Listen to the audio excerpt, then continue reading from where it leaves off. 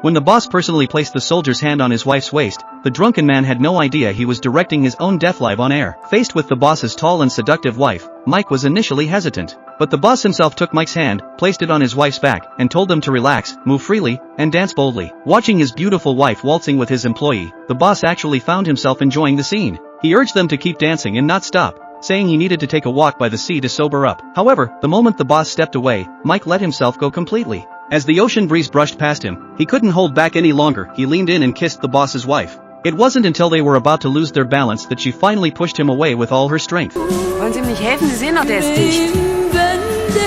Remembering that the boss was nearby, Mike hurried over to see if he was okay. But before he could take more than a couple of steps, he saw the boss standing at the edge of a cliff. Maybe he thought the strong winds there would help him sober up, but just then, the ground beneath his feet crumbled. Luckily, he managed to grab onto an exposed tree root in time. Mike didn't rush to save him immediately. Instead, he glanced at the boss's wife, as if waiting for her signal before taking action. But seeing her frozen in shock, Mike quickly sprinted forward. Using all his strength, he finally pulled the boss back up. Then, he and the boss's wife rushed to take the boss home. After settling him down, Mike was about to leave immediately. But just then, he and the boss's wife locked eyes, and in that moment, without saying a word, they passionately kissed. With the boss just next door, they couldn't care less as they gave in to their desires. Just a few days ago, Mike was merely a newly retired soldier. A chance encounter led him to meet Ali, a hot-tempered boss. Mike had helped tow Ali's car out of a ditch and even drove him home. As a token of gratitude, Ali's wife, Laura, had slipped him some cash as a reward. Mike thought that was the end of their interaction, but to his surprise, Ali showed up at his door the very next morning. It turned out Ali had been caught drunk driving and had his license suspended for a year.